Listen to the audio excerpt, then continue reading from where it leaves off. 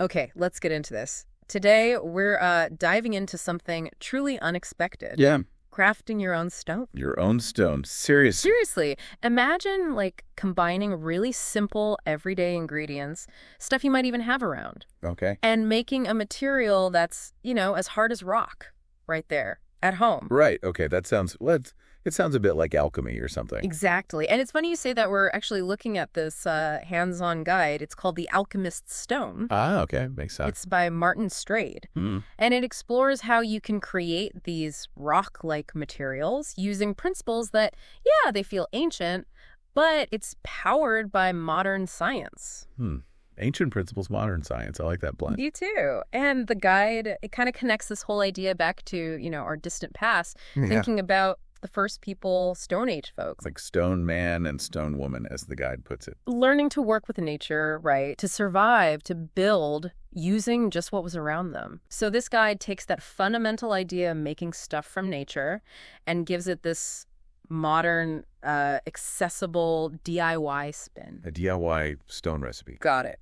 So our mission today, let's really unpack this guide. We want to figure out the surprising simplicity behind it. And the potential, I guess. Yeah, the potential, understand the key ingredients, the actual step-by-step process. And you mentioned a community. Right. There's this whole community driving this experimentation, so we'll look into that too. Sounds fascinating. Learning how nature can maybe help solve mysteries one stone at a time. You got it, so buckle up. Okay, so the core idea, this modern alchemist concept. Yeah. Fundamentally, it's about using really basic ingredients. Things like ash. Ash, like from a fire. Ash, and something called water glass. And you use these to create a stone-like material, basically, yeah, in your own home or workshop. Okay, ash and water glass. And that's what struck me when I first looked at this source. What, the simplicity? Yeah. Usually you think making something durable, like building material, you need, I don't know, massive kilns, intense heat. Industrial processes, complex stuff. Exactly. But this guide, it's presenting a totally different path. Right. You're not, like, setting up some complicated forge in your backyard. Hopefully not. No. It encourages working in small batches, sort of like, those ancient crafters might have done. Figuring things out with simple tools, simple materials. And Martin Strade, the author, he puts it nicely. He says it's all about theory and practice. Theory and practice. I like that. It really emphasizes that this isn't just reading about chemistry. It's like fundamentally hands-on, get your hands dirty. Okay, so theory and practice. To do that, you need the actual stuff, the materials. Ingredients, yeah. And the guide focuses on two main ones, calls them magical ingredients, ash and water glass. Right. Let's start with ash. What even is it? Well, simply, it's just what's left after you burn organic material, wood, plants, that sort of thing. Okay, but the guide's specific, right, about the type of ash? Very specific. For strength, for durability, it really highlights pine ash. Pine ash? Why pine? Apparently, it's surprisingly rich in aluminum. Ah, aluminum. Okay, that makes sense for strength. Yeah. That aluminum seems to be key for the final stone's integrity. So pine is good. What ash should you, avoid? Definitely charcoal. The guide's explicit. Black color, not good. You Oh. want a light gray ash. Light gray. Got it. And where do you get this pine ash? Just a fireplace? Yeah, a wood fire pit, fireplace, burning pine wood. Or, interestingly, the guide also mentions you could even collect it from cannabis burns. Okay, so pine ash collected. What about the other ingredient? Water glass. Sounds more chemical. It does, yeah. And it is where a lot of the chemistry kicks in. Water glass is just another name for sodium silicate. Sodium silicate, okay. The guide describes it as the key liquid binder. You can kind of think of it as liquid glass, essentially. Liquid glass. Yeah. When you mix it with the right kind of ash, like our pine ash, A reaction happens. bingo. A chemical reaction gets triggered. And that reaction is what makes the whole mixture solidify. It binds everything together into that hard, stone-like form. The guide literally says this part is where the real magic happens. So the ash is the structure, the bulk, Yeah, the filler maybe? and the water glass is like the super glue that hardens it all into rock. That's a pretty good analogy, yeah. Yeah. And the guide makes a bold claim here. Oh, yeah. It says when you combine these two correctly, you're creating something that could potentially last for generations. Generations from just ash and this Liquid liquid strength. glass stuff. That's incredible. It really is. But, okay, before anyone gets excited and starts mixing, Your safety first. absolutely, the guide really hammers this home. Avoid irritation, avoid accidents. Avoid getting yelled at for making a huge mess. That too. Good point. Okay. So safety gear. What specifically gloves? Gloves. Definitely gloves. Even that light gray ash can be caustic, irritating. And water glass can be harsh on skin too. Right. So keep the gloves on. And equally important, eye protection. Goggles. Yep. Safety goggles. Crucial when you're mixing things, can splash. And definitely later when you're testing your creation. Right, got to protect the eyes. Okay, personal gear sorted. What about the workspace? Keep it clean. Guide suggests a plastic tablecloth or even just large sheets of paper. To contain the mess. Yeah, ash gets everywhere. And you want to keep your area tidy, make cleanup easier, and importantly, not mix in other random stuff by accident. Makes sense. Tools. Do you need anything fancy? Not really. Basic stuff. A mixing bowl metal or plastic is good. Why not ceramic? Guide says ash can react with ceramic, so avoid that. Okay, metal or plastic bowl. What else? A sturdy stirring stick or spoon. Something big enough. Molds for shaping. Like silicone baking molds? Could be, yeah. Or just plastic containers, whatever holds a shape. And, yeah, the hammer. Ah, yes, the hammer for the hammer theory later. Exactly. Plus your safety gear, obviously. Okay. Geared up, workspace ready. Let's get hands on. Right. So you've got your ash. Your pine ash, hopefully. First step. Before mixing, prep the ash. Huh? The guide is clear.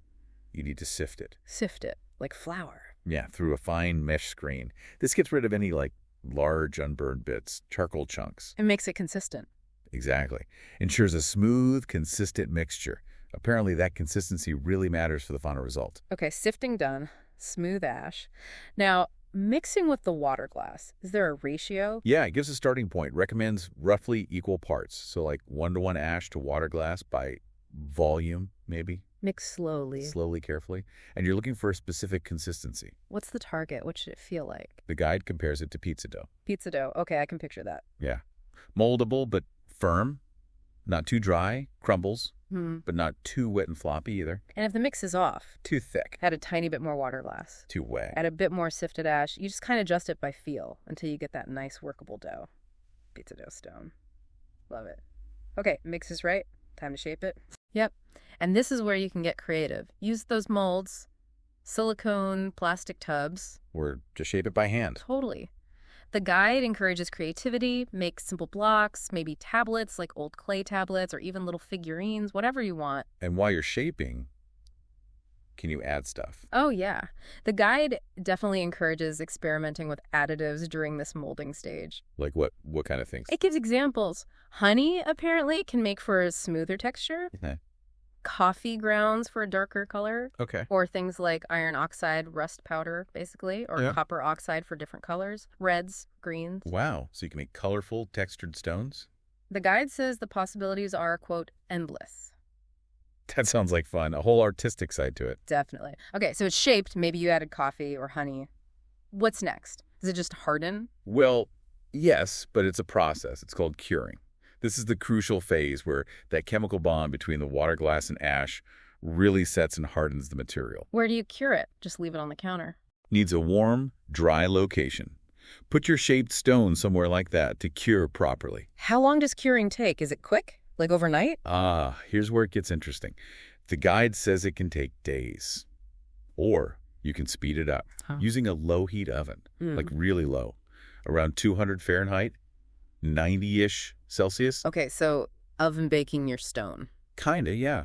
But the guide notes the curing time can vary, significantly. How significant? Depends on your exact mix, the humidity, maybe temperature. Some mixes might cure pretty fast, maybe hours in the oven. Others, the guide mentions potentially months if just air drying. Months. Wow. Okay, so patience might be needed. Definitely. That variability, it's part of the whole experimental process, it seems. Yeah, that's a finding in itself, isn't it? The unpredictability. Exactly. It doesn't fully explain why chemically that seems to be part of the ongoing, discovery. Which leads us neatly into testing. Right. The moment of truth. The guide has two main tests. Yeah. First up, they call it the stone soup, which is actually the waterproof test. Stone soup. Okay. What do you do? You take your fully cured stone, drop it into a pot of boiling water. Boiling water. For how long? 20 minutes. 20 minutes boiling. That's pretty intense. What's a pass? Success is. Yeah.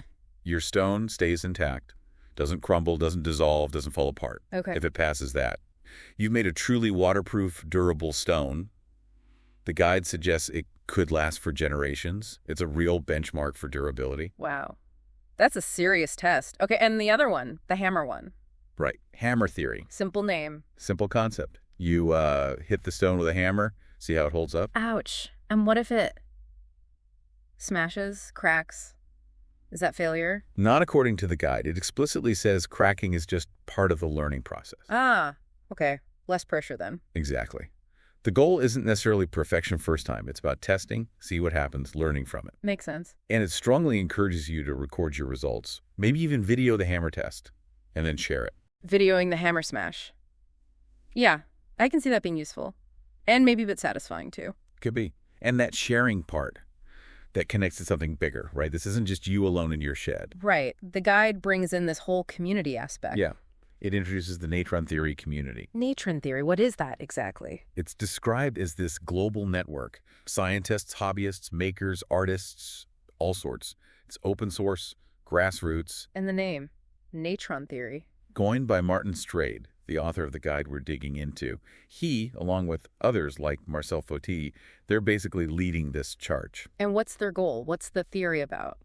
It seems to be about exploring these kinds of material reactions like ash and water glass to understand maybe how ancient materials were made, but also finding new applications, solving mysteries, bridging old and new science through collaborative experiments. So it's taking this DIY stone idea and making it part of a bigger shared scientific journey. Precisely. It's citizen science almost.